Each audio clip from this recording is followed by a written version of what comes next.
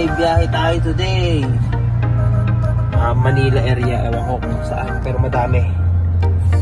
Ingat sa biyahe. Medyo sinus tayo ngayon. Alam mo, rhinitis, ano ba, hindi ko alam. Ingat tayo sa biyahe. Huwag kang uulan, bagong linis ako. Okay, dito na kami sa una namin pupuntahan sa may DOE, sa may Taguig. Dito sa parking, waiting sila matapos. Tapos hinahanap ko yung isa namin dating ka-office mate. Kaso busy, hindi nakapagpalibre ng kape.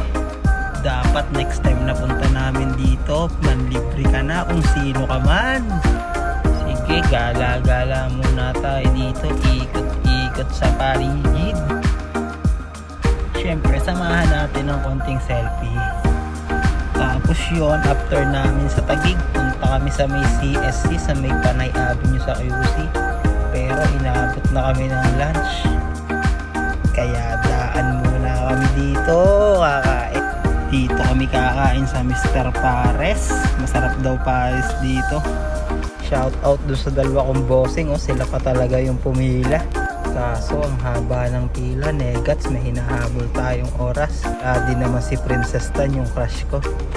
Kaya let's go na daw, next time na lang tayo kumain dito. Yun, after namin dun, dumiretso na kami dito sa may CSC, sa may Panay. Syempre, selfie muna tayo while waiting. At yun, dito na kami pupunta, dito na kami kakain sa may Planas Pantry. Yung video while opening the door, feeling famous vlogger. Wow, nice dito sa loob. Uy, waiting din sa CR si Sir, sunod ako.